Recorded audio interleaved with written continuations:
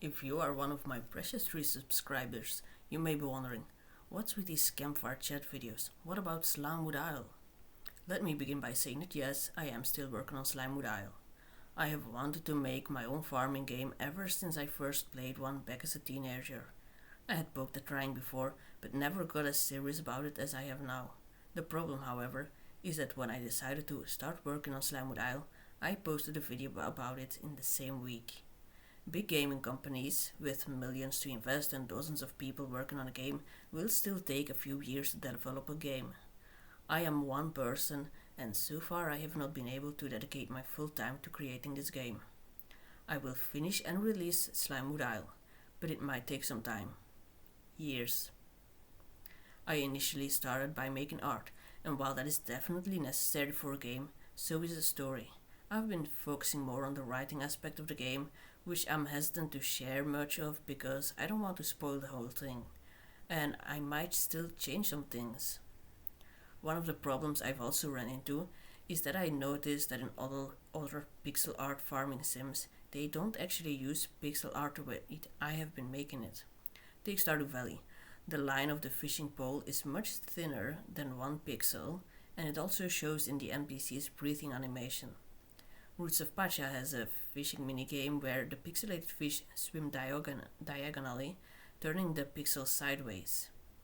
It is possible that I may need to redo my art on a larger scale, and to add to that to the fact that I chose pixel art because I started making this game on my now 11-year-old laptop and it simply couldn't handle much, and I'm wondering if I should change the art style altogether.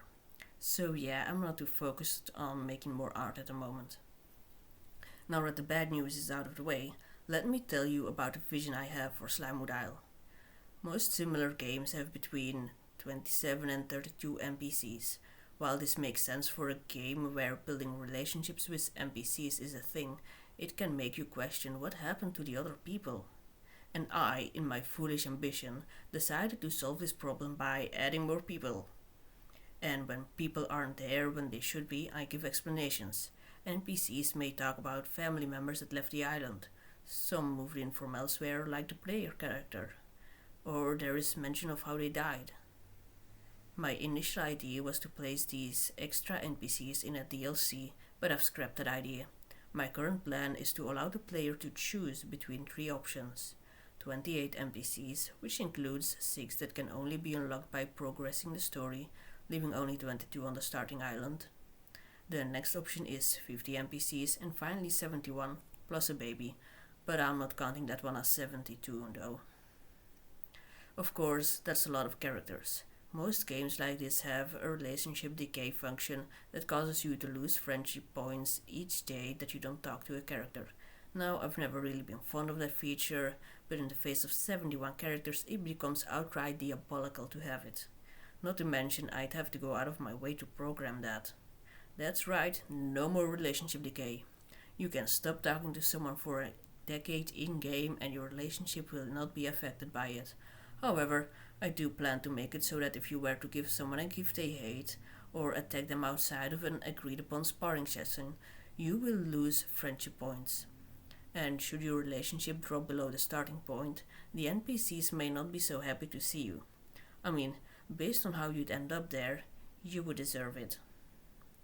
And while I said that my current plan is to give the player 3 options for how many NPCs they want, I'm not entirely sure I'll go with it. If I do, there will be a warning attached to it. Cooking will be one of the things you can do in this game. I have written down 210 recipes, each with a list of their required ingredients and the level it is unlocked at. I've of course played with the thought of paying for recipes, but I don't really like that. What's 3 times 7? 21. What's 3 recipes per person for 70 people? 210 recipes. I know just the person to opt out of giving you recipes. No spoilers though. NPCs will share recipes with you at 3 set points in your relationship development with them. The higher the relationship requirement, the higher the level of the recipe. These may come in the mail or as quests, I've yet to decide that. So yes, if I indeed give players the choice of how many NPCs they want in the game, it will come with a message that The only way to unlock recipes is by growing your relationships with the NPCs, and having less of them means less recipes. Of course, I'll also mention that there is no relationship decay regardless. I'm still working out who should give which recipe, as it is partially based on their job and partially on their likes and dislikes. I still have a lot of characters to give likes and dislikes to. The jobs are all set.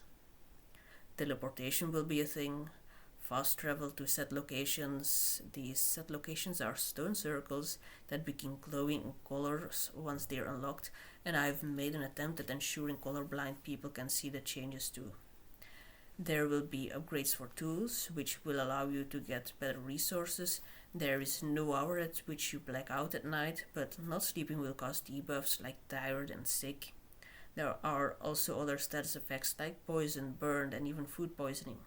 Just because you can eat raw meat doesn't mean you should. Hunting wild animals will be a thing, although I'm still debating on whether or not that should work differently than regular combat or be the same. Some of the people on Slimewood Isle train in combat, and on these training grounds you will be able to ask those there to spar. Some will be harder to defeat than others, some have magical abilities. As of right now, I do not have plans for giving the player character magical powers, but that might change when I'm no longer focused on literally everything else about making this game.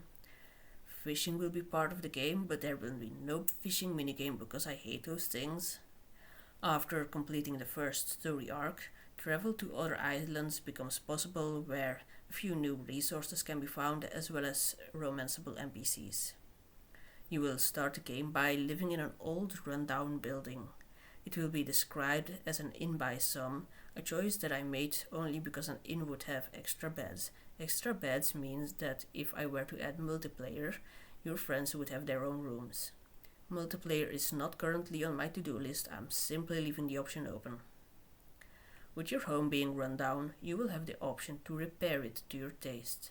I still have to work out how many different options I'll create and what they'll look like, and since I'm not focused on art right now, that as well as several other forms of crafting have come to a standstill.